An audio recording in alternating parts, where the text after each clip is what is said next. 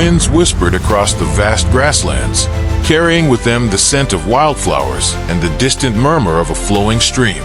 The sky, an endless expanse of blue, was untouched by the turmoil that had once shaken the heavens. Here, in this tranquil corner of the world, there was no hint of the cosmic battles that had torn the universe apart, no memory of the fire and ice that had forged a being of immense power. Instead, there was only the gentle rustle of grass, the lowing of cattle, and the life of a young shepherd named Ira. Ira, now 18 years old, knew nothing of the battles that had once raged in the heavens, nor of the immense power that lay dormant within him. His life had been one of simple pleasures and quiet moments, a life spent in the company of his family's flock, tending to the sheep that grazed across the plains. His days were filled with the warmth of the sun on his skin, the feel of the earth beneath his feet, and the sound of his black horse's steady hooves as they moved across the land together. Ira's memories were a tapestry of peaceful days, woven with the colors of a childhood spent under the wide open sky. He remembered the stories his father would tell him by the fire at night, tales of heroes and gods, of battles fought long ago. He remembered the soft voice of his mother as she sang lullabies to him, her gentle hands guiding him through the tasks of the day. And he remembered the thrill of racing his horse across the plains, the wind in his hair, the world a blur of green and gold. But these memories were not real. They were illusions, threads of a life that had never been. Marduk, the supreme god, had erased Ira's true memories, the memories of his creation, of his purpose, of the immense power that he possessed. In their place, Marduk had implanted the false memories of a shepherd's life, a life of simplicity and peace, far removed from the cosmic battles and the forces of chaos that still lingered at the edges of the universe. Marduk had done this to protect Ira, to give him time to grow, to understand the world before the weight of his true identity was revealed to him. The Black Iron Horse, once a creature of fire and ice, now appeared as a simple black stallion, a companion and friend to Ira in his daily tasks. Ira knew none of this. To him, his life was as real as the grass beneath his feet, as the sun that warmed his back. He had no reason to doubt the memories that filled his mind, no reason to question the life that he had always known. And so, he lived each day as it came, content in the knowledge that he was a shepherd, the son of shepherds, with a future as simple and peaceful as his past. The shepherd's life. The day began as it always did, with the first light of dawn creeping over the horizon, painting the sky with hues of pink and gold. Ira rose from his bed, the warmth of the morning sun already beginning to chase away the chill of the night. He dressed quickly, pulling on his simple tunic and trousers, and stepped out of the small stone cottage that had been his home for as long as he could remember. The air was crisp and clean, filled with the sounds of birdsong and the distant bleating of sheep. Ira breathed it in deeply, savoring the freshness of the morning. He could see his father already at work, tending to the flock as they grazed in the nearby meadow. His mother was inside the cottage, preparing breakfast, her humming a soft melody that blended with the sounds of the waking world. Ira smiled to himself as he walked toward the small corral where his horse waited. The black stallion, known simply as Night, was a magnificent creature, its coat as dark as midnight, its mane and tail flowing like liquid shadow. Night had been Ira's companion for as long as he could remember, a loyal friend who had carried him across the grasslands on countless adventures. "Morning, boy," Ira said, patting the horse's neck affectionately. Night nickered softly in response, nudging Ira's hand with his nose. There was an intelligence in the horse's eyes, a depth that Ira had always found comforting, as if Night understood him in a way that no one else could.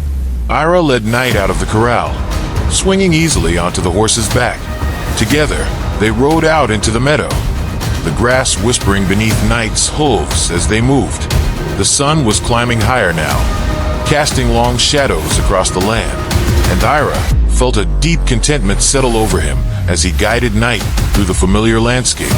His task for the day was a simple one, checking the boundaries of the grazing lands, ensuring that the sheep had not wandered too far from the safety of the flock. It was a task he had performed countless times before, and one that he enjoyed. The solitude of the plains, the rhythm of the horse's movements, the sense of being at one with the land. It all brought a sense of peace that Ira cherished. As they rode, Ira's thoughts drifted to the future. He knew that one day, he would take over the responsibilities of the flock from his father, that he would build a life here on the plains, perhaps with a family of his own. It was a simple dream, but one that filled him with a quiet happiness. The idea of a life spent in the company of the land, the animals, and the people he loved was all he had ever wanted. But as Ira's thoughts wandered, something stirred deep within him, a flicker of something forgotten, something buried beneath the surface of his mind. It was a sensation he could not quite place, a feeling of unease that seemed to gnaw at the edges of his consciousness. It was as if there was something he should remember, something important, but it remained just out of reach, hidden in the shadows of his mind. Ira shook his head, trying to dispel the feeling. It was probably nothing, he told himself, just the result of too much time spent alone with his thoughts. But the unease lingered, like a dark cloud on the horizon, distant but ominous. The darkening horizon. As the day wore on, the feeling of unease grew stronger. Ira could not explain it, but he felt as if the world around him was subtly changing, as if the landscape he had known all his life was shifting in ways he could not understand. The sun seemed dimmer, the sky darker, and the once familiar plains now felt foreign, as if he were seeing them for the first time. Night, too, seemed affected by the change. The horse moved restlessly beneath him, its ears flicking back and forth as if listening for something unseen. There was a tension in the air, a sense of something approaching, something that Ira could not see but could feel in his bones. He tried to push the feeling aside, focusing on the task at hand, but it was no use. The unease continued to grow, a creeping dread that wrapped itself around his thoughts like a shroud. It was as if the world itself was holding its breath, waiting for something to happen, something that would shatter the peace of the plains. Ira urged Night forward, guiding the horse toward the edge of the grazing lands, where the plains met the forest. The trees loomed before him, their branches twisted and gnarled, casting long, jagged shadows across the ground. The forest had always been a place of mystery, a place where the light of the sun could not penetrate, and where the night seemed to linger long after dawn had broken. As they approached the forest's edge, Ira felt the unease deepen. The air was cooler here, the light dimmer, and the shadows seemed to move of their own accord, shifting and twisting as if alive. Night hesitated, his steps faltering as he neared the tree-line, his breath coming in quick, nervous puffs.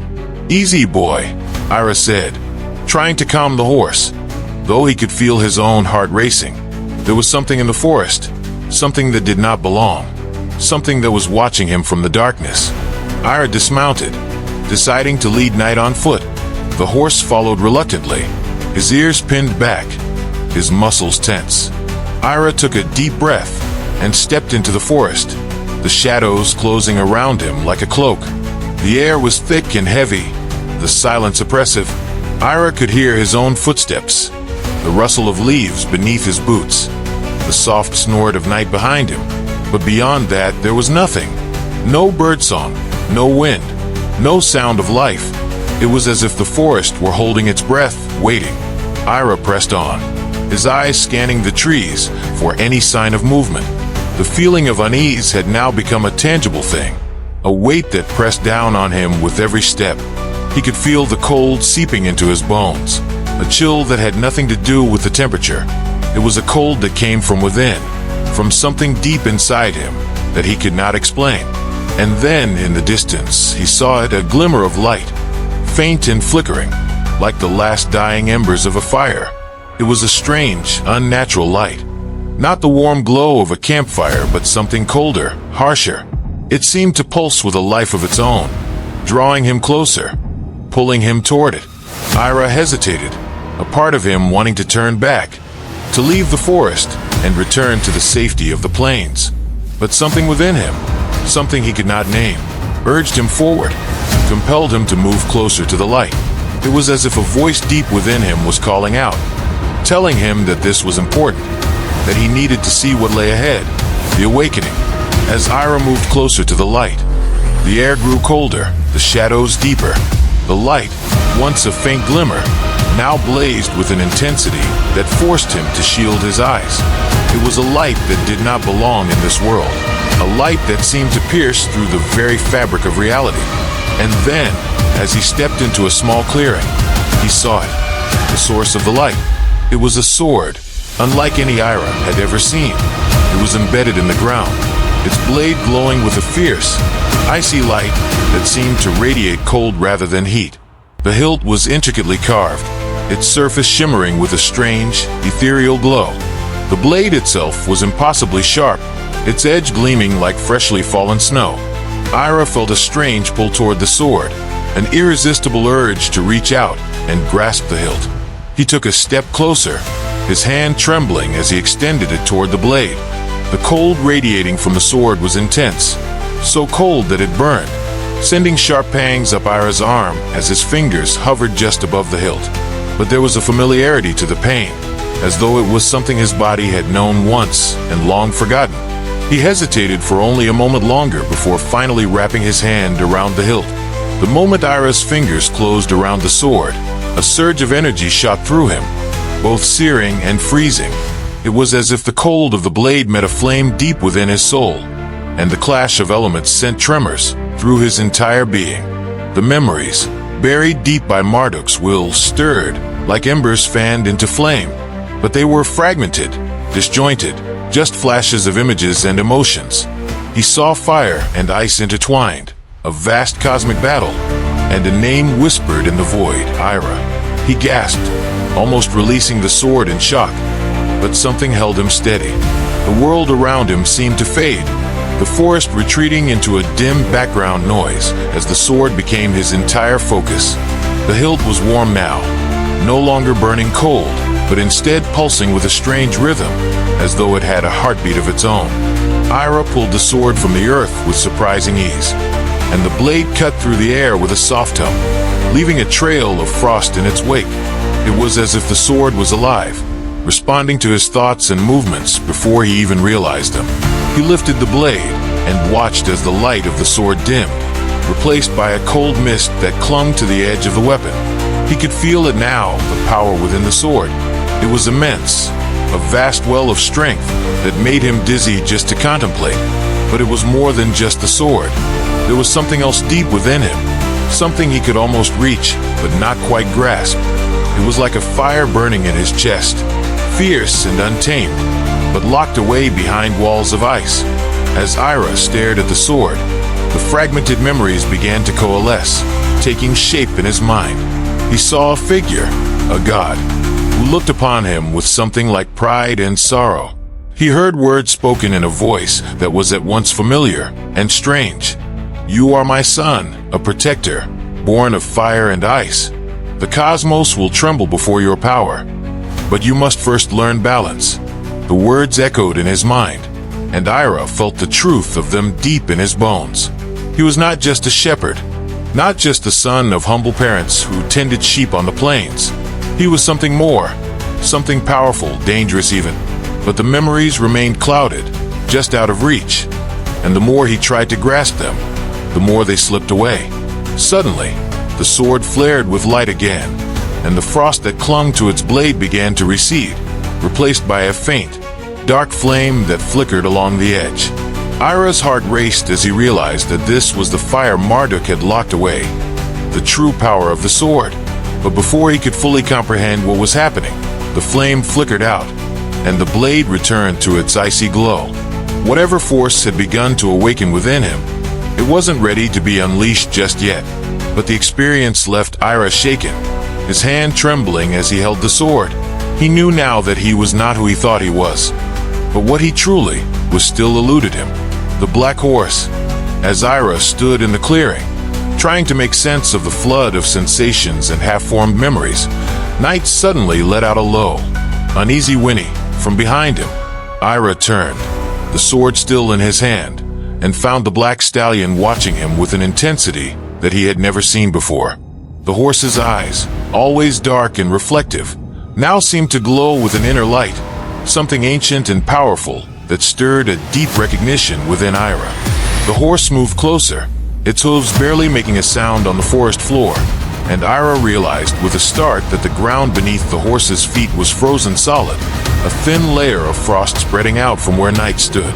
The black stallion's breath misted in the cold air, but as Ira looked closer, he saw that the mist wasn't just from the cold.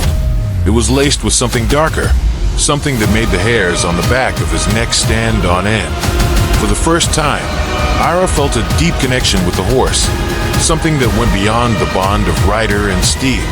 It was as if they were two parts of the same whole, their fates intertwined by forces they could not fully comprehend.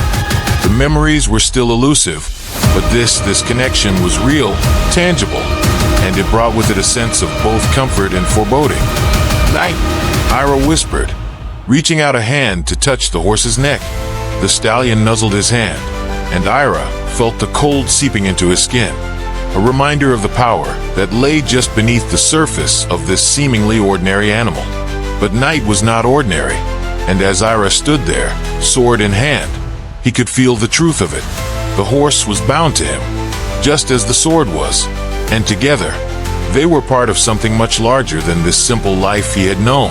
And then, as if in answer to his thoughts, the ground beneath Knight's hooves crackled with ice, spreading outward in a thin layer that covered the entire clearing. The air grew colder, the mist thicker, and Ira felt the cold sinking deep into his bones. But it wasn't an unpleasant cold. It was invigorating, sharpening his senses, heightening his awareness.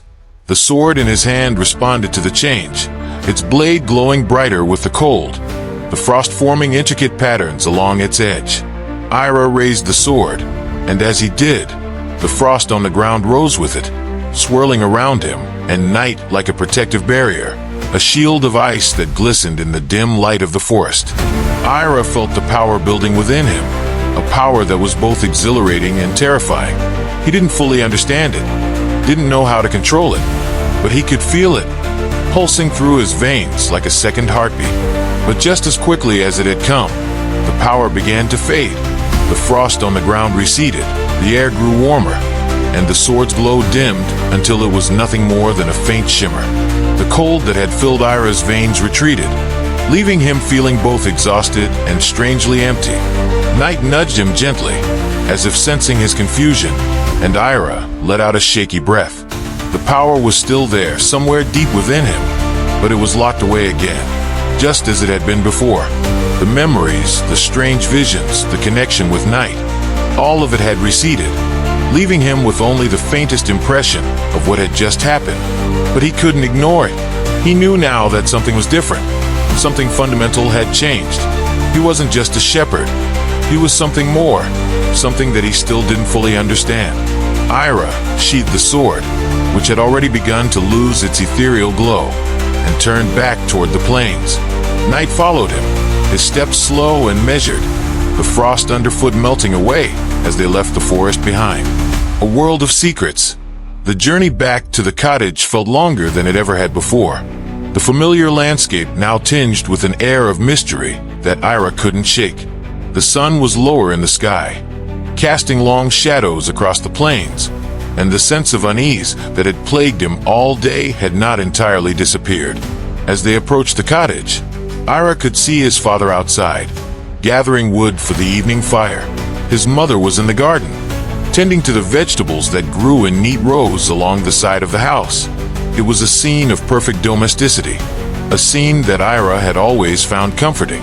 But now, it felt different, detached, almost as if it belonged to someone else's life. Ira dismounted, and as he did, his father looked up, a smile spreading across his weathered face. "There you are, boy. I was starting to wonder if you'd gotten lost out there." Ira forced a smile, trying to shake off the lingering sense of strangeness. "No, just took a bit longer than I thought. The sheep were restless today." His father nodded, wiping sweat from his brow. I've noticed that too. Something in the air, maybe. Storm coming, I reckon." Ira nodded absently, though he knew the feeling had nothing to do with a storm. "Maybe," he murmured, glancing back at the forest, where the shadows were now deepening into night. He helped his father with the wood, his movements automatic, his mind elsewhere. The sword was a heavy presence at his side, a constant reminder of the power he had felt in the forest. But more than that, it was a reminder of the strange memories that had begun to surface. Memories that didn't belong to him, or at least, not to the person he had thought he was.